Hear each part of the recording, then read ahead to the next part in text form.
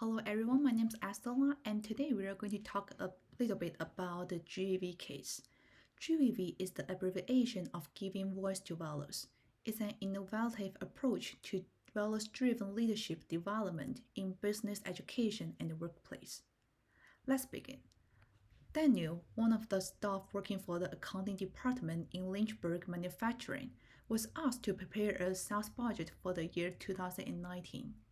He used his knowledge to analyze the company's business and product production data. Finally, he drew a conclusion that the company's sales budget in 2019 should be 25,000 units, an increase of 25% over the previous year. However, later he found that the calculation went wrong, resulting in an increase in his sales budget from 12.5% to 25%. He wants to report this matter truthfully with Pete, who is responsible for recruiting more employees to meet the new sales budget. But his friend Jonathan thinks that the sales budget is a tricky thing. The data could be only used as an estimate, and the final sales will change continuously depending on what happened in real life. In this case, if Daniel reports his mistakes, he will be suspected of his professionalism by the relevant people in charge. However, if he does not report this to the upper management, even if it could not reach the estimated sales in 2019, the other staff will only regard the unexpected results as a market problem. Finally, Daniel chose to report his own mistakes to Pete. However, to his surprise, Pete asked him to keep this as a secret, that is, not to report this problem to Daniel's boss, because once he reported, the people who have been hired already to meet the increasing sales budget will be laid off or fired immediately. Dismissal is a very sensitive thing for employees, and Pete's reputation will be vulnerable. After some inner struggle, Daniel finally did not report the wrong sales budget to his boss.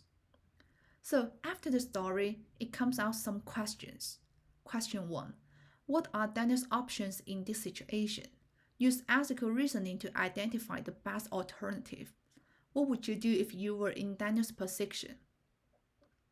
In this case, Daniel could report the mistake to his boss or not.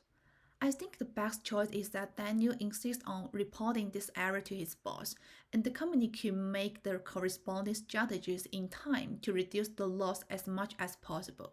If I were Daniel, I would report my mistake to my boss.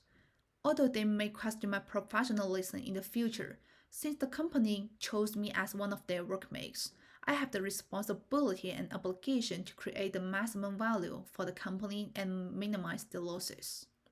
Question 2. What is at stake for the key parties? In this story, Daniel pays more attention to his honesty, sincerity, and concern for the interests of the company. But for Jonathan and Pete, they care more about the reputation and interests of individuals.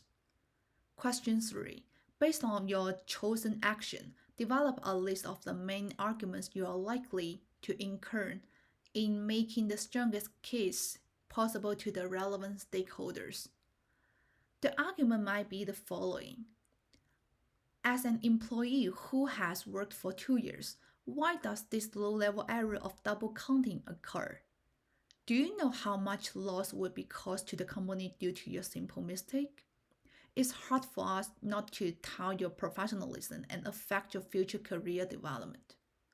How do you reduce the loss for the company? If the company's sales in 2019 is not ideal, it's difficult for us not to doubt your professionalism again. Question 4. What's your most powerful and persuasive response to the reasons and rationalizations you may need to adjust? To whom should the argument be made? When and in what context? When I face the arguments above, my response is as follows. I know very well that this incident is a loss caused by my own mistakes. I will not intend to defend by myself. Now that since the problem has occurred, the most important thing is to solve the problem that may cause potential losses to the company, rather than start to investigate who is the responsible one. Since we have chosen to work together in the same company, employees should take the interest of the company as their first priority, because only when the company develops well could everyone in the corporate will have a better development in the career path.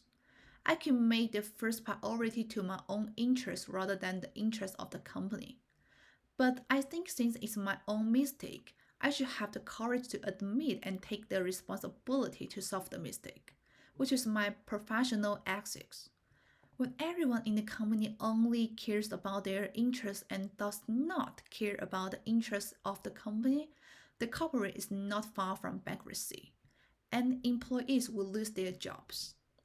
I think the arguments above should be put forward to all those who put their own interests first and the interests of the company to the second place. In any case, whenever someone wants you to put your personal interest above the interest of the corporate, the options above could be used as the most powerful point of view to argue with the other party. Because, in short, only when the company gets better, our future development path will be more long term and better. Thank you.